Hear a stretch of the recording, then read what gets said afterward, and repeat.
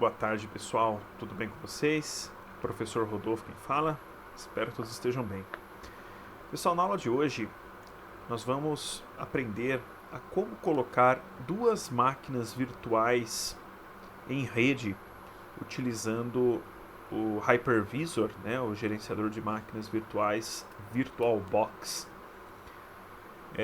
Como se trata de uma aula aí de início de curso, né? Então as nossas aulas ainda estão no início, nós acabamos de conhecer o modelo TCP/IP, o modelo OSI também, estudamos aí a camada de aplicação, né? Então nós estamos no início do curso, então no fundo, para a gente conseguir implementar, fazer essa prática, a gente precisaria de um pouco mais de teoria, né? No entanto, se a gente deixar a teoria só por último, né, o curso acaba ficando um pouco enfadonho. Então, por isso que eu estou trazendo essa prática agora.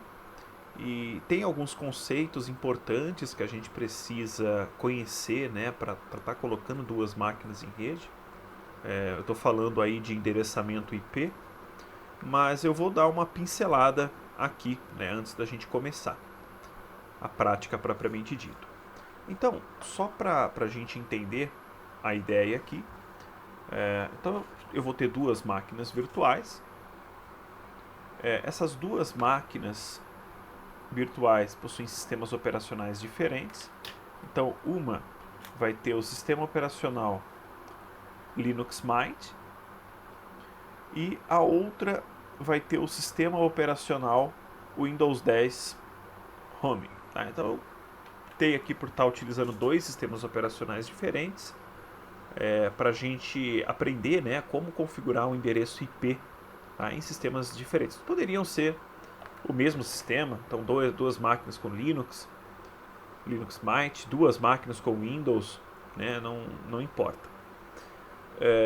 E para que uma máquina ela possa se comunicar com outra em rede, além da comunicação física, né, além de ter um meio físico conectando elas, né, então, por exemplo, cabo, né, ou um comutador, um switch,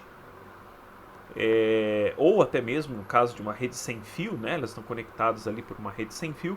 Além dessa estrutura física, é necessário que elas possuam um endereço de rede, né, chamado endereço IP. Né? Então, os endereços IPs das máquinas estão indicados aqui embaixo. Então, a primeira máquina virtual, né, a Virtual Machine, da VM01, ela vai ter o IP 192.168.0.1/24. E a VM2, que é o Windows 10, vai ter o IP 192.168.2/24. Então, esses são os endereços IPs das máquinas virtuais. Se você não tem nenhuma noção do que é um endereço IP, se você não conhece, né, não se preocupe, porque a gente vai estudar o endereço IP com a sua devida profundidade lá na camada de rede. Tá? Então, nós vamos agora entrar na camada de transporte, mas assim que a gente acabar a camada de transporte, nós vamos começar a camada de rede, e aí nós vamos entender com a devida profundidade o que é o endereço IP. No entanto, eu até coloquei aqui, né, para a gente não ficar boiando, né, desses números, eu trouxe aqui um nutshell, né, ou seja, um resumão bem prático, do ponto de vista prático, do que é o endereço IP. Tá? Então, o endereço IP é Internet Protocol, né, o protocolo de internet. Ele vai ser aí um endereço único e exclusivo dos dispositivos, a gente vai chamar de hosts, hospedeiros, né, que estão conectados na internet. Então, cada dispositivo conectado na internet precisa ter um endereço IP exclusivo. Tá? A princípio é único e exclusivo, tá? Mas quando a gente for estudar lá na camada de rede, a gente vai ver que não é bem assim, que existem algumas técnicas aí para, vamos dizer assim, duplicar endereços IPs, tá? Mas isso a gente vai deixar para depois. Por enquanto, é único e exclusivo. E aqui a gente tem um exemplo então, do IP. Né? A gente tem aqui um IP 192.68.0.1/24. Tá? O endereço IP, existem duas versões do IP atualmente. Tá? Então existe uma versão mais antiga, e por que não dizer também mais utilizada ainda, que é o IPv4. O IPv4 ele possui 32 bits de extensão. E existe a versão nova do IP, que é o IPv6. Tá? E o IPv6 ele possui aqui 128 bits de endereço. Tá? Por que uma nova versão do IP? Tá? Basicamente, resumidamente, por dois motivos. Primeiro, espaço de endereçamento. Então, com mais bits eu consigo endereçar mais dispositivos. Então, com 128 bits eu consigo endereçar muitos dispositivos mesmo. E questão de desempenho também. Tá? O IPv6 ele é um pouco mais enxuto que o IPv4, então ele acaba tendo um desempenho melhor aí na internet como um todo. Então são esses dois principais motivos, mas a gente vai estudar isso melhor na camada de rede. Aqui na prática, para a prática nós vamos utilizar o IPv4. Tá? O IPv4, né, deixa eu ticar aqui os itens que a gente está vendo. O IPv4 ele é dividido em 4 octetos, nós chamamos de octetos. Tá? Então são 4 números. Então aqui é possível observar, né, essa separação aqui pelos pontos. Então são 4 números. E cada número aqui nós vamos chamar de octeto. Tá? E coisa simples de entender, né? 32 bits dividido por 4. Cada octeto vai ter 8 bits, né, ou 1 byte cada. Tá? Por conta desse tamanho, né, é possível afirmar que os octetos, cada octeto ele vai de 0, né, até 255. Tá? Então, se eu, por exemplo, pegar o endereço IP, sei lá, 300.0.0.1, então esse IP não é possível. Por quê? Porque os octetos só podem ir até 255. Tá? Cada octeto. Então, estou tentando resumir aqui de uma forma bem prática, tá? Para a gente ter uma noção nesse momento. O endereço IP, ele sozinho, tá, não quer dizer muita coisa. O endereço IP ele sempre vem acompanhado do que nós chamamos de máscara de subrede. Máscara de subrede. Então, a máscara de subrede, aqui no caso, está aqui na frente. Esse barra 24 aqui é o que nós chamamos de máscara de subrede. E a máscara de subrede, ela tem um papel fundamental no endereço IP. A máscara de subrede, ela vai indicar qual parte do endereço IP endereça a rede e qual parte endereça o host. Então, a internet, como nós já estudamos um pouco, ela é formada, na verdade, por várias redes, né? E cada rede na internet possui seu próprio endereço. E cada dispositivo, ou seja, cada host dentro dessa rede, tá, também possui seu próprio endereço. Tá? Então, a gente já vai fazer um exercício ali embaixo, tá? Mas a máscara de subrede ela vai indicar, então, qual parte do endereço ali está identificando a rede e qual parte está identificando o host. Existem várias máscaras de subrede, tá? Mas nós temos aí 3 máscaras, vamos dizer assim, padrões, né, principais, que nós utilizamos, tá? Que é o que interessa para a gente aqui nesse momento. Tá? que é essas três máscaras que eu estou apresentando nesses três itens aqui, que é a 255000, 255.255.00 e 255.255.255.0. Então, eu posso expressar as máscaras utilizando esse formato, ou posso expressar utilizando aqui barra a quantidade de bits que possuem o valor 1 aqui.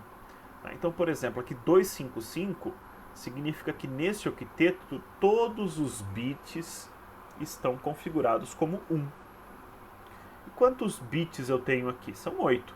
Então eu posso colocar aqui barra 8. Então indicando que barra 8 é a quantidade de bits aqui que estão setados como 1. Segunda máscara, 255.255. Ora, se eu tenho aqui dois octetos, todos eles estão, todos os bits aqui dos octetos estão configurados como 1. Tá? Então 8 mais 8 é 16. E no caso da terceira máscara, 255.255.255.0. Então são 3 octetos, então 3 vezes 8 é 24. Então eu posso expressar a máscara tanto nesse formato aqui, quanto utilizando aqui o número de bits. Tá? Então, a máscara ela é variável. Tá? Eu, como administrador de redes, posso optar por uma máscara ou outra dentro da minha rede. Tá? O que vai fazer eu escolher uma máscara ou outra, tá? Do ponto de vista prático? Quanto mais bits eu destinar para o host, vamos dizer assim, né? Quanto menos bits eu destinar para a rede, no meu caso aqui são só 8 bits para a rede, né? 8 bits. Então, como eu tenho apenas 8 bits para a rede, eu vou ter um número menor de redes. E só que dentro dessas redes, né, eu vou poder ter ali uma quantidade massiva de dispositivos dentro dela, porque sobra mais bits para endereçar os dispositivos, né? No caso aqui da barra 16, eu tenho 16 bits para endereçar a rede, então eu consigo um número maior de redes e sobra 16 bits para endereçar os hosts. Né? Então vou ter ali um número menor, né, de hosts se comparado ao barra 8. E por fim aqui eu tenho a barra 24, onde eu tenho aqui 3 octetos destinados à rede. 3 octetos destinados à rede. Então isso significa que eu posso ter uma grande quantidade de redes, né? No entanto, cada rede ela vai ter poucos dispositivos, né? Então vai ter aqui apenas um octeto para endereçar os dispositivos dentro dessa rede. Tá? Isso vai ficar mais claro no exemplo que eu vou apresentar aqui logo em seguida. Tá? Então, se eu pegar ali dois dispositivos, dois hosts qualquer, e olhar os endereços IP desses dispositivos, eu posso aferir se eles estão na mesma rede lógica ou não. Se eles estão na mesma rede lógica, eles podem se comunicar diretamente entre si, desde que, obviamente, tenha comunicação física entre eles. Se eles não estão na mesma rede lógica, eles não podem se comunicar diretamente entre si. Então, nesse caso, eles vão precisar estabelecer a comunicação através de um dispositivo intermediário chamado roteador. Tá? Então, eu trouxe aqui dois exemplos. Aqui no primeiro exemplo, eu tenho o IP 200.0.45.1/24 e eu tenho o endereço IP 200.0.45.7/24. Então, se eu olhar a máscara aqui, né, nos dois IPs, eu estou usando a máscara /24.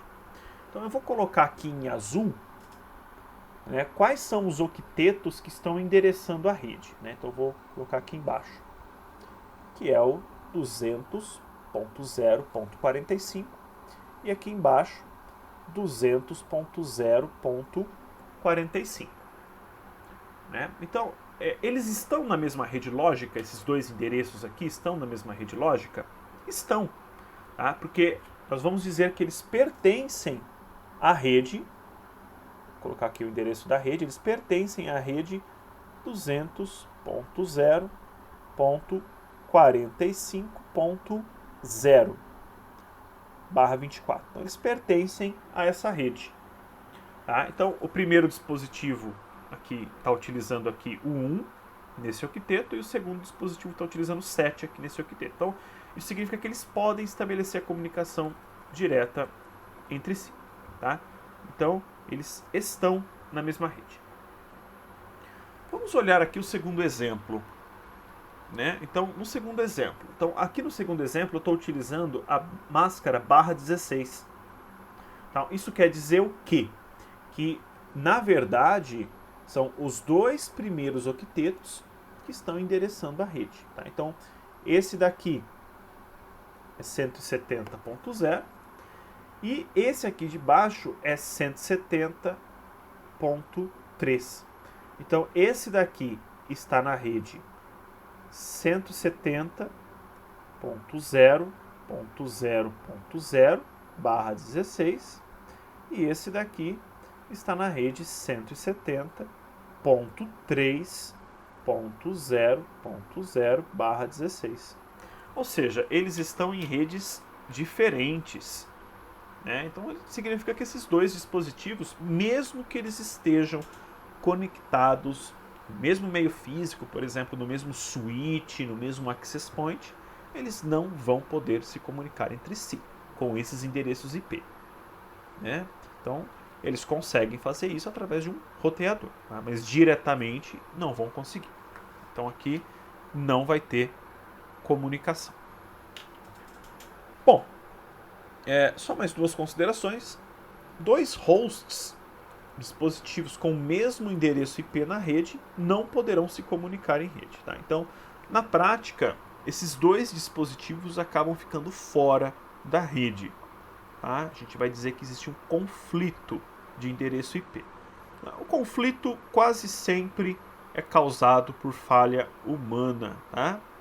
De uma forma ou de outra, é quase sempre causada por uma falha humana. Tá? O endereço IP. E um computador, né, um dispositivo, ele tem ali a NIC, a interface de rede, Network Interface Controller. E essa interface de rede, ela pode conter um ou mais endereços IP. Então, ela pode conter N endereços IP. Então, a placa de rede ela vai ficar conectada ali em uma rede física. No entanto, ela pode fazer parte de mais de uma rede lógica, desde que ela tenha os IPs configurados nela. Tá? Normalmente, na maioria esmagadora dos casos, cada placa de rede vai ter apenas um endereço IP. Um endereço IP. No entanto, é importante a gente entender que é possível, né, a placa possuir mais de um endereço IP. Tá? Existem alguns casos, né, onde isso pode ser necessário. Não quero ficar me estendendo aqui, já passei por alguns casos desses no dia a dia, tá? Mas só para vocês saberem. Bom, então espero que com isso aqui a gente tenha tido uma noção, tá, do que é o endereço IP. Então, aproveitando aqui, eu vou abrir aqui o meu shell. Estou utilizando então aqui o Linux Mint. E eu vou apresentar para vocês, por exemplo, o IP que a minha interface de rede está obtendo nesse momento. O IP que está sendo atribuído aqui para ela. Né? Então eu vou usar aqui o comando IP address. Tá? Esse comando aqui ele vai listar as interfaces de rede do meu computador e alguns dados sobre elas. Né? Então, aqui são várias, né? Tá listando, o número aqui não é exato, né? Ele está pulando aqui, mas ele está listando aí por volta de umas 8, 9 interfaces. Obviamente eu não tenho 9 interfaces físicas, tá? Algumas dessas interfaces são virtuais, tá? As que estão aqui, por exemplo, com a identificação do Docker, né? Uma interface virtual. Mas essa interface aqui, ó, WLP2S0, essa sim é uma interface física. E a interface Wi-Fi, wireless, do meu notebook. Então aqui, qual é o endereço IP que essa interface está obtendo? Né? É esse endereço IP aqui.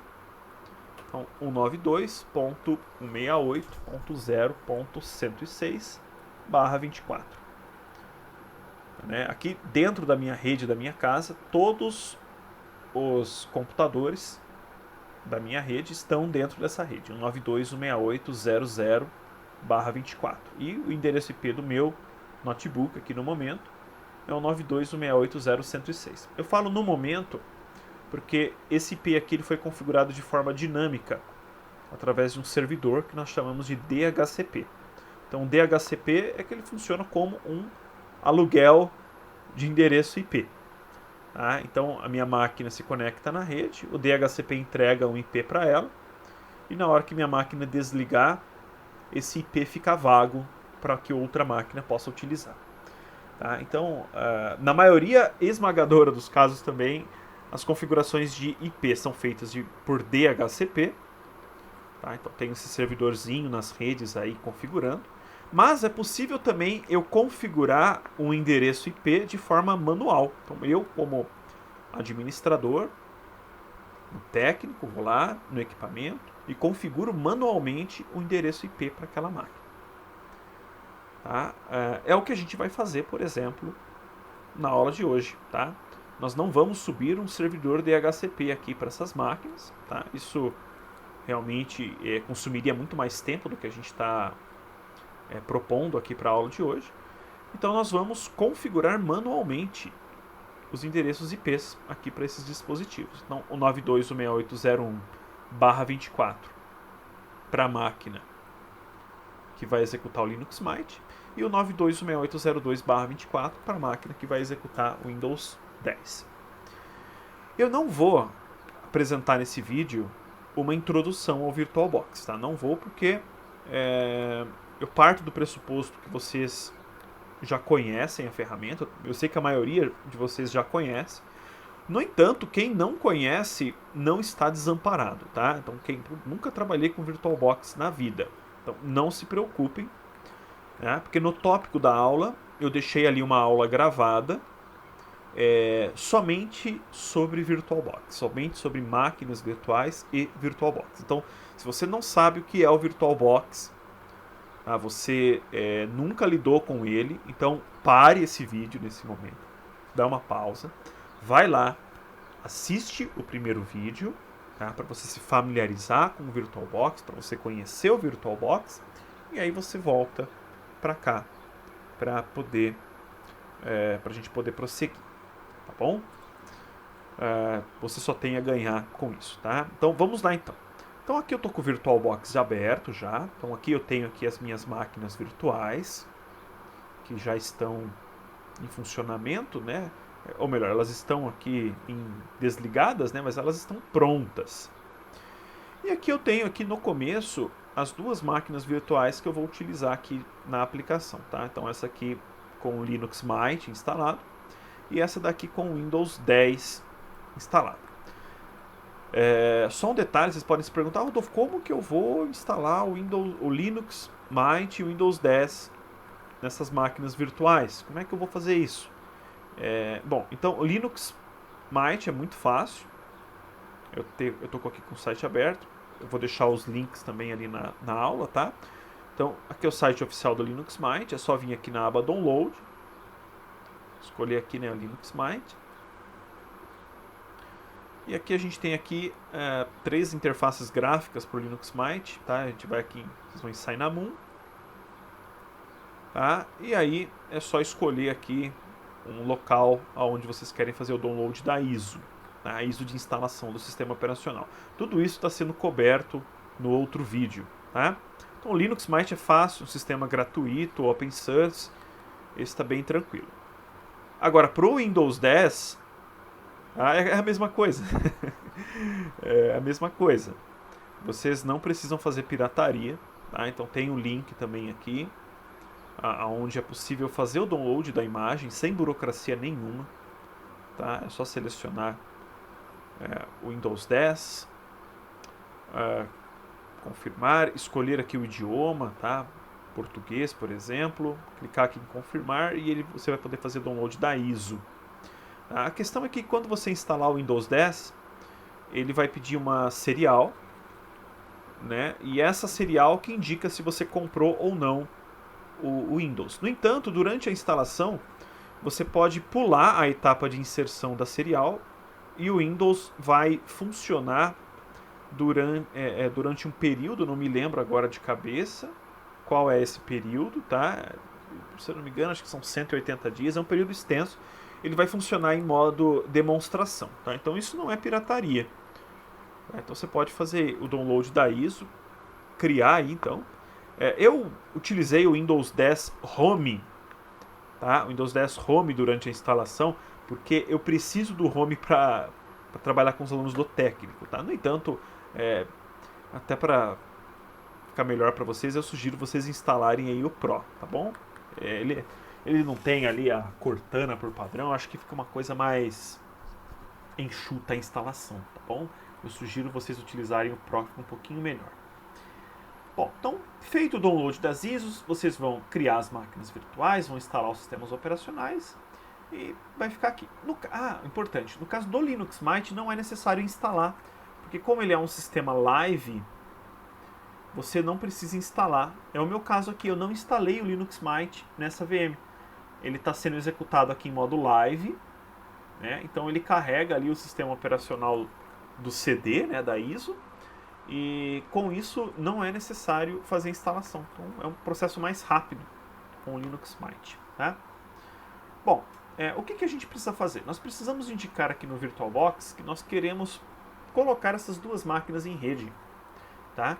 Seria o equivalente a eu conectar elas em um mesmo meio físico. Então, por exemplo, conectar elas em um mesmo access point, ou conectar elas em um switch, ou até mesmo conectá-las através de um cabo par trançado diretamente, tá? Então, é conectar elas no mesmo meio físico. Então, como é que eu faço aqui no VirtualBox para indicar que essas máquinas precisam ter uma comunicação entre elas? Então, eu preciso configurar as interfaces de rede delas, tá? Então, como é que eu vou fazer isso? Eu seleciono aqui a máquina, tá? Venho aqui em configurações, o botão direito aqui, configurações, dá na mesma. Aqui eu tenho um menu com todo o aparato de hardware, das opções da máquina. Vou vir aqui na opção rede, e aqui eu tenho a opção de habilitar até 4 adaptadores, até 4 placas de rede dentro dessa máquina virtual. Tá? Não há necessidade de mais de uma placa de rede, tá? Que é o adaptador 1, que ele já está habilitado aqui, né? Se eu for aqui no adaptador 2, ele está desabilitado. Então só o adaptador 1 habilitado já é suficiente. Como eu demonstrei aqui na figurinha, tá? Essa bolinha preta aqui, ela simboliza a placa de rede, tá? Então é como se fosse uma placa conectada na outra, tá? Diretamente. Então não há necessidade de mais de uma placa de rede, tá? Ela está habilitada. E a gente tem que alterar aqui de conectado a NAT, a gente tem que alterar aqui para rede interna. Então, esse rede interna vai fazer com que a minha máquina virtual trabalhe em uma determinada rede interna criada pelo VirtualBox, uma rede virtual criada pelo VirtualBox. Então eu vou clicar aqui em rede interna e percebam que ele tem um nome aqui, né? No caso, o nome padrão que está escrito aqui é Intnet. Eu não vou alterar esse nome, mas eu poderia digitar aqui qualquer outra coisa, qualquer outra palavra, e isso é importante, tá? Quando eu vou apresentar aqui o Windows 10, vocês vão entender por quê. Então, esse nome aqui, Intnet, é importante, tá? Então, rede interna, Intnet. Clique em OK e pronto. Agora eu vou configurar a segunda máquina, a mesma coisa. Clique em configurações, venho aqui em rede, tá? Mesmo adaptador 1 aqui, tá? Conectado a vou trocar para rede interna e percebam que é o mesmo nome, tá? IntNet está aparecendo aqui também, tá? Por que é importante ter o mesmo nome? Porque é através desse nome que o VirtualBox entende que as duas máquinas estão conectadas, entre aspas, no mesmo meio físico. Se eu trocasse esse nome aqui para, sei lá, Morango, tá? Eu teria que me certificar que lá na primeira máquina também tivesse ali o nome Morango escrito. Tá? Então, se tiver um espaço aqui, e acreditem, eu já passei por alunos que sem querer colocaram um espaço, por exemplo, mas se tiver um espaço, ele identifica que são redes diferentes e aí eles não vão poder conversar entre si, tá bom? Então vou deixar IntNet mesmo, tá bom? As duas máquinas aqui. O que eu vou fazer agora? Eu vou iniciar essas duas máquinas virtuais. Então vou iniciar aqui no Linux Mint. Deixa iniciando. Vou iniciar o Windows 10. Deixa iniciando. A minha máquina não é tão potente, elas vão demorar um pouquinho para iniciar, tá bom? Então eu vou pausar o vídeo e assim que elas tiverem iniciado, eu volto. Bom, pessoal, retornando então aqui, as duas máquinas foram iniciadas, elas estão aqui, e agora a gente precisa configurar os endereços IPs que estão listados aqui, tá? Então, eu vou começar pelo que talvez seja mais familiar para a maioria de vocês, que é pelo Windows. Bom, se vocês estiverem utilizando uma versão diferente do Windows, pode ser que o caminho para se chegar na opção seja um pouco diferente, tá? Mas acho que vocês não terão aí grandes dificuldades. Então, aqui no caso é o Windows 10, né? Esse Windows 10 aqui é pós-instalação, tá bom? Então, não tem nada diferente nele aqui. Então eu vou clicar aqui no menu iniciar e vou digitar aqui as opções redes, tá? Ele vai apresentar aqui para mim configurações. Eu vou acessar aqui. Esse menu de configurações não é só de redes, tá? Então aqui tem outras opções também que a gente pode manipular aqui em termos de configuração.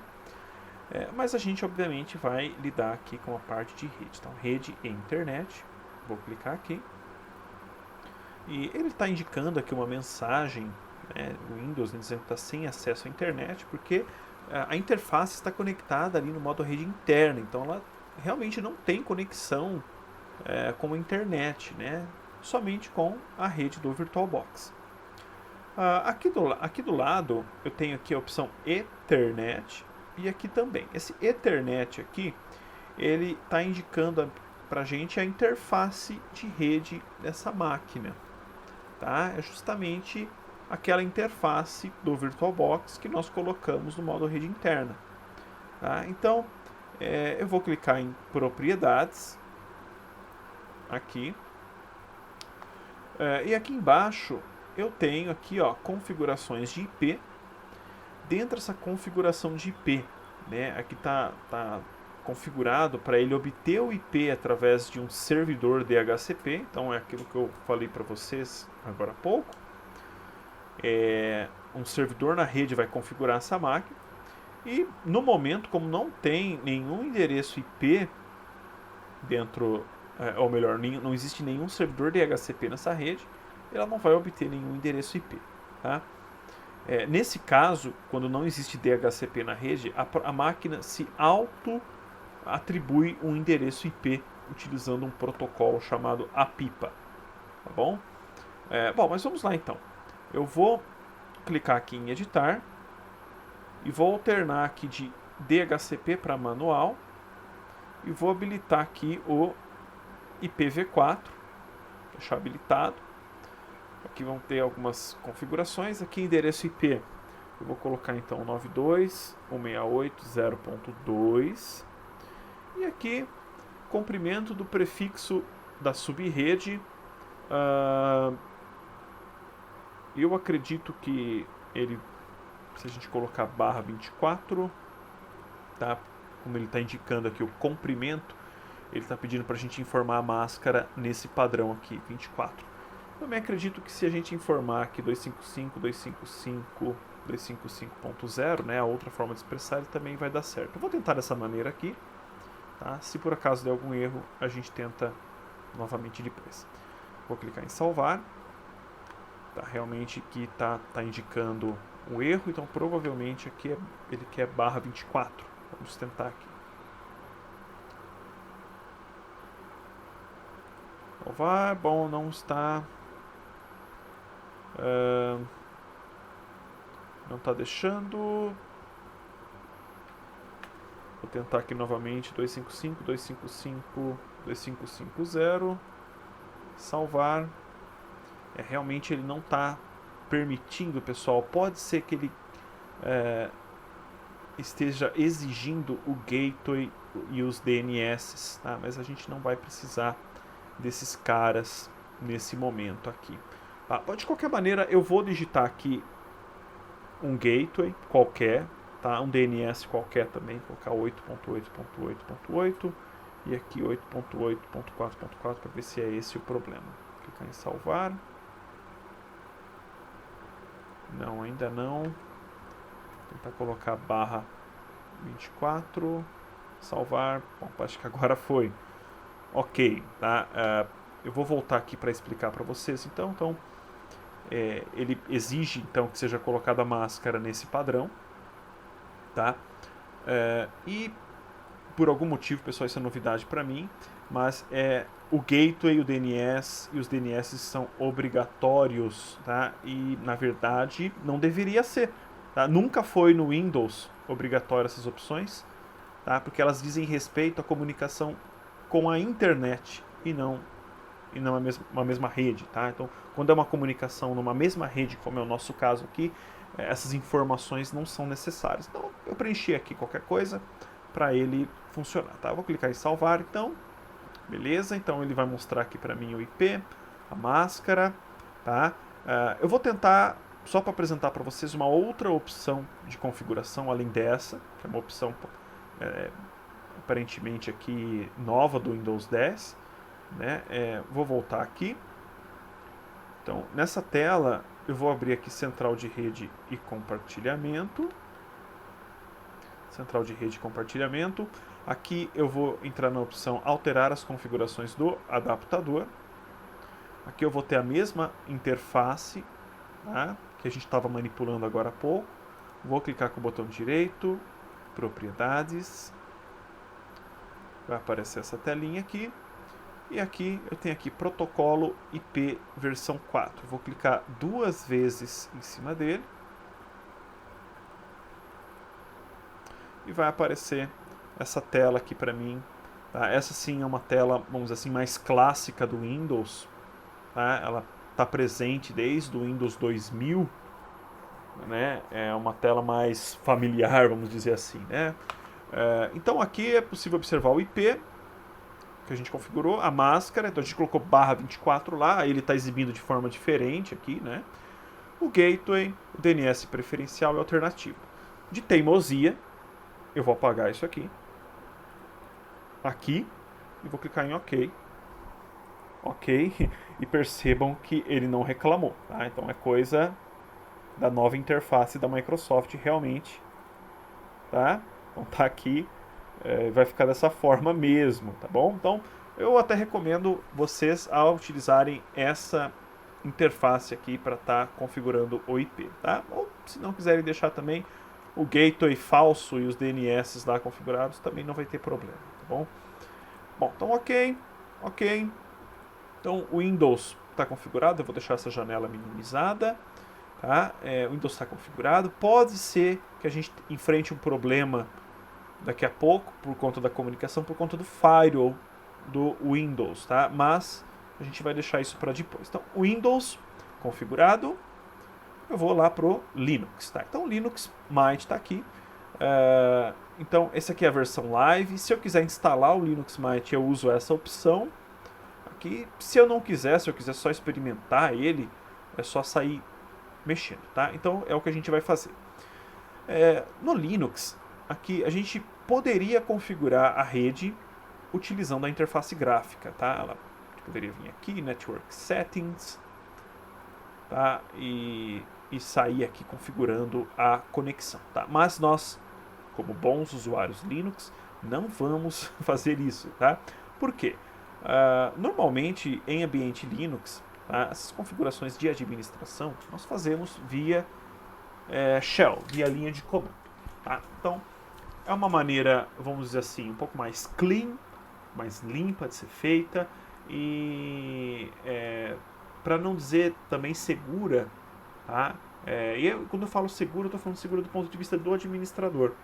Tá? Porque o administrador ele pode, de repente, estar trabalhando com o Linux Mint e se ele aprende a configurar a rede por aqui, ele vai aprender a configurar no ambiente gráfico do Linux Mint.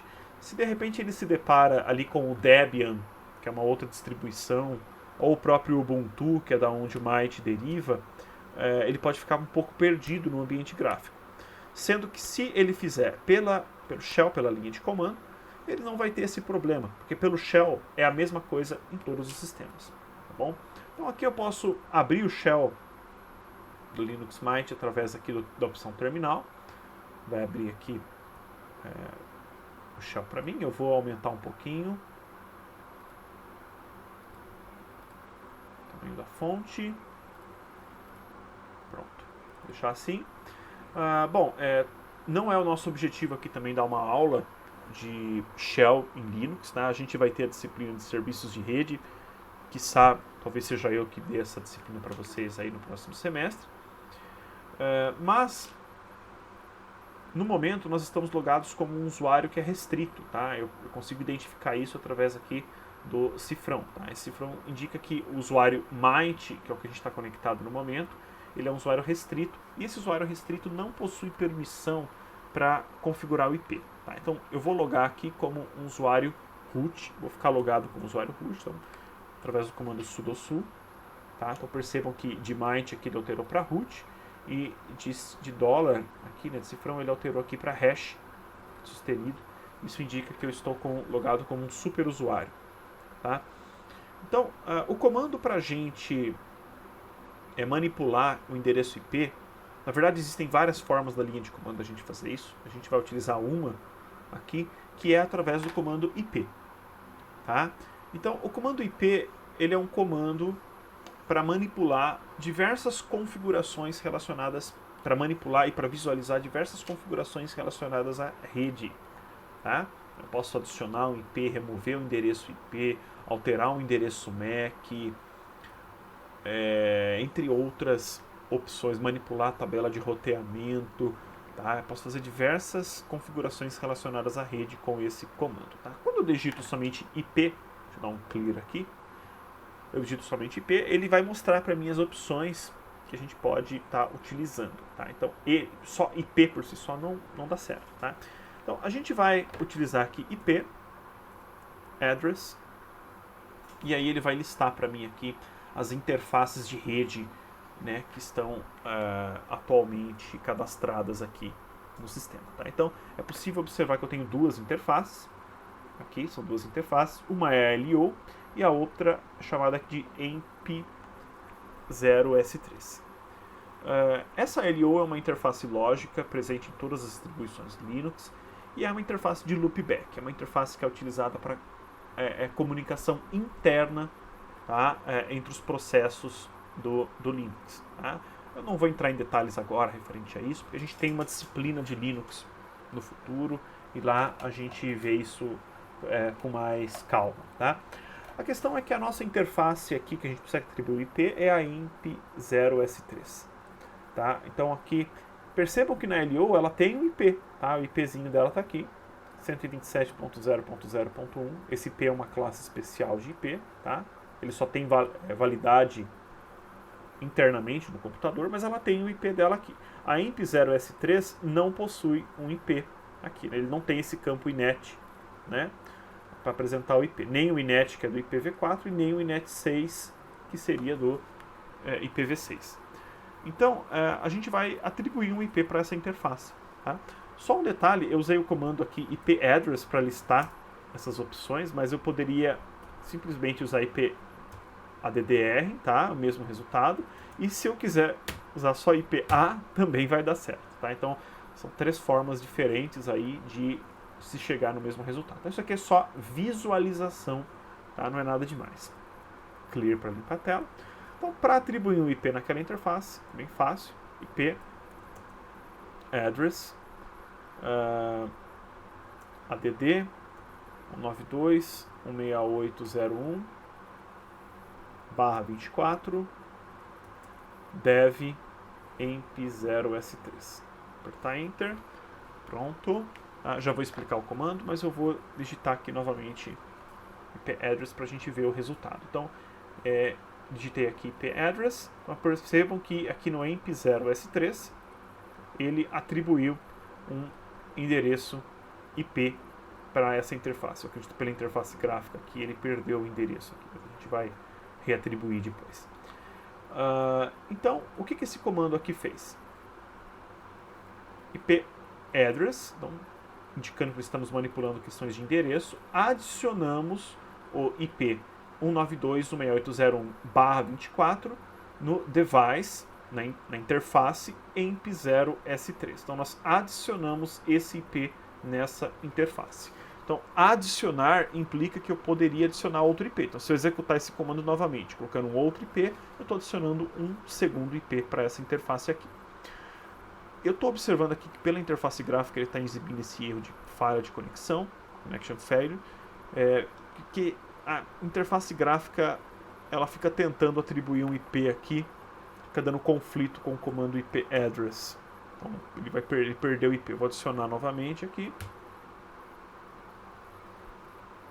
Tá? E pode correr o risco de ele perder a conexão novamente. Eu queria desabilitar essa opção gráfica aqui.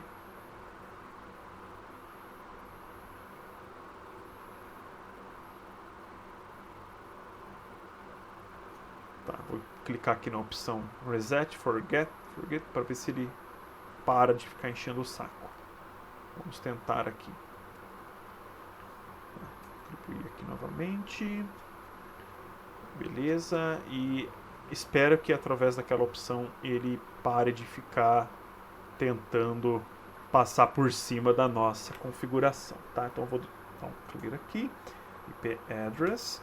Tá? Então isso é um problema aqui de falha de comunicação entre o shell e o ambiente gráfico. Tá? Esse IP está aqui. Tá atribuído.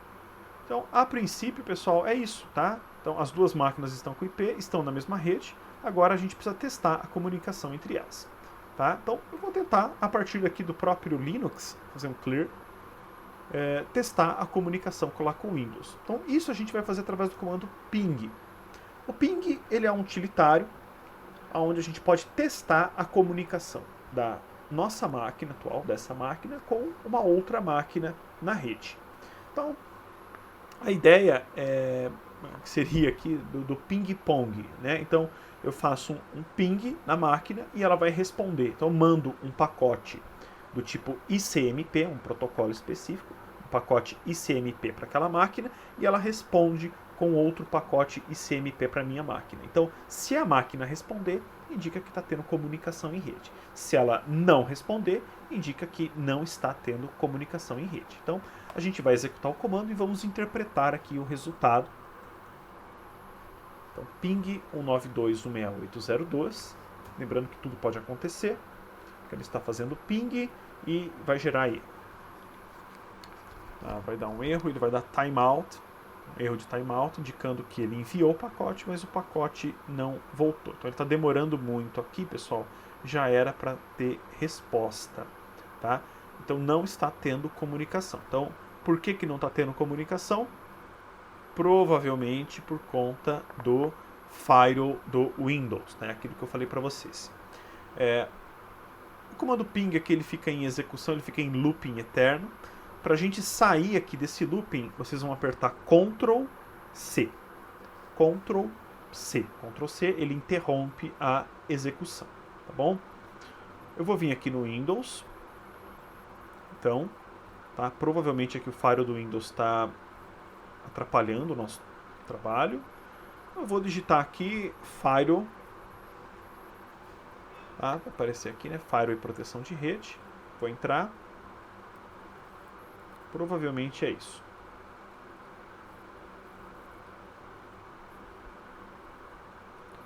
Vamos esperar ele carregar.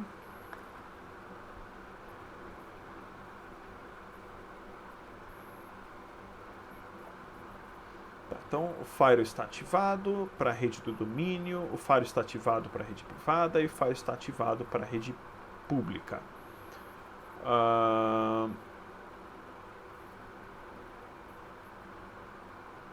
Vamos lá, deixa eu achar a opção aqui para a gente tentar desabilitar. Bom, vou tentar clicar aqui em rede do domínio, tá? E vou desabilitar aqui o Firewall.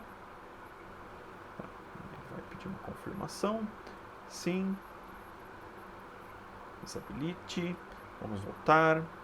Então, vou fazer. Então, fiz com rede do domínio. Vou fazer a mesma coisa aqui para rede privada e rede pública. Então, vou deixar tudo o Firewall desativado. Sim. Tá? A gente poderia adicionar uma exceção ao Firewall, tá, pessoal? Mas para não tornar o vídeo muito comprido, nós vamos realmente, como é um cenário de teste, a gente vai desativar, tá? Então, desativar totalmente. Do ponto de vista de segurança, talvez não seja tão interessante fazer isso, mas estamos em um laboratório, realmente não tem problema. Então, tanto o Firewall aqui da rede de domínio, da rede privada e da rede pública está desativado, tá? Bom, então beleza, com o Firewall desativado eu vou voltar lá no Linux, ok, eu vou tentar fazer o ping novamente, tá? Então ping aqui e ótimo, perfeito, agora a gente está tendo comunicação. Vou apertar Ctrl C para ele parar, senão ele vai ficar fazendo um monte de ping. Cada linha aqui é um ping, é um pacote que foi encaminhado para o 92.16802, tá? Essa linha aqui, 64 bytes from o 92.16802, indica que foi recebido, tá, um pacote ICMP de 64 bytes do endereço 192.16802, tá? Então, o ping no Linux, ele é um loop infinito, tá? Então ele vai ficar aqui pingando eternamente. Tá? Então aqui é a sequência do ICMP, lembrando que eu comentei lá, né, o ping ele é tipo de ICMP, então aqui é um número incremental. Campo chamado TTL, Time to Live, tá? 128. Eu vou comentar melhor sobre isso na aula de camada de rede, tá? Mas esse campo aqui é como se fosse um relógio bomba, tá? Toda vez que esse ping, esse pacote, ele passa por um roteador, o roteador decrementa esse valor aqui em 1. Então passa por um roteador 127, segundo roteador 126, terceiro roteador 125, até que chega lá no último roteador 1, e aí esse roteador que decrementa o último valor aqui, ele é responsável por matar esse pacote aqui. Por quê? Porque senão o pacote fica circulando na internet, o roteador fica caminhando de um lado para o outro, né, fica ali um pacote lixo, literalmente rodando na internet. Então, para evitar esse tipo de situação, existe esse campo Time to Live, tá? E aqui é o tempo que demorou para o ping sair da minha máquina, chegar na máquina de destino e voltar, tá bom? Então, o time, ele varia muito da localização dos computadores. Como aqui, vamos dizer assim, está tudo dentro do VirtualBox, então o time é muito baixo, tá? Então, a gente está falando aqui de milissegundos. Agora, quando, por exemplo, está numa rede local, o time tende a ser um pouquinho maior. Quando ele está numa rede sem fio, né, numa rede sem fio, ele tende a ser maior ainda. E quando está numa rede na internet, por exemplo, né, eu faço um ping, vou mostrar um exemplo para vocês aqui. Faço um ping, por exemplo, da minha máquina aqui, né, Amazon.com, por exemplo.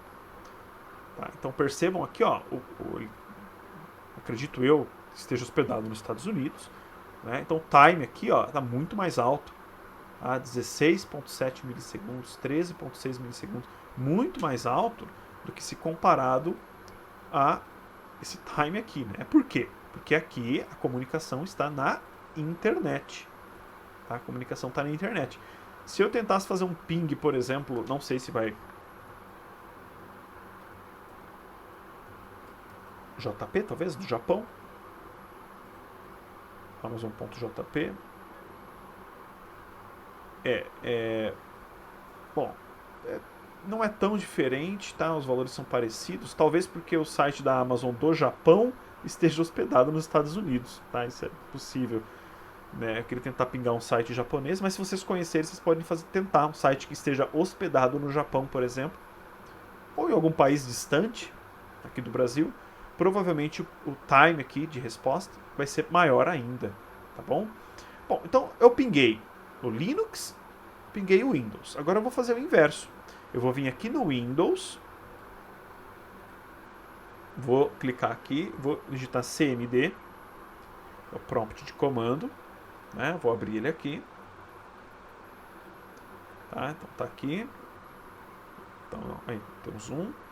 E vou fazer um ping agora, porque eu vou fazer um ping lá no Linux. Então é sempre a máquina de destino que eu quero tentar comunicação. Tá?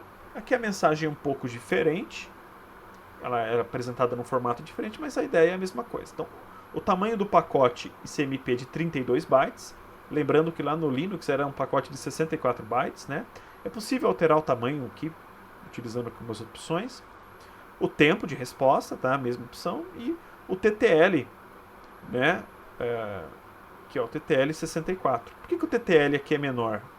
Aqui era 128, né? Aqui era 64. Por quê?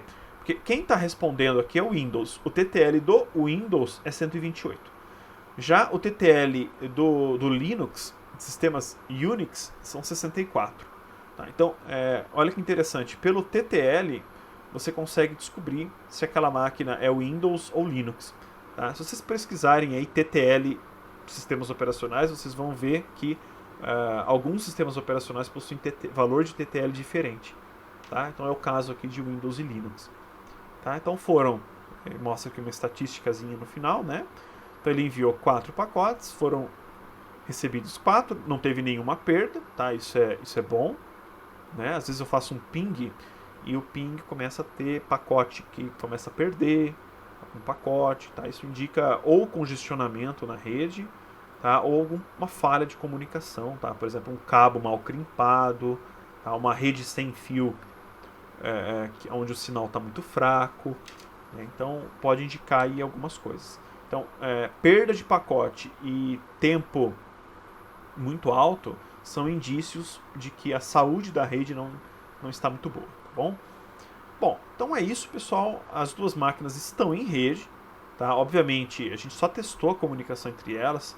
A gente poderia ter compartilhado recursos entre elas, arquivos, um servidor web, mas isso tudo é objeto de estudos da disciplina de serviços de rede que vocês vão ter no próximo semestre, tá bom?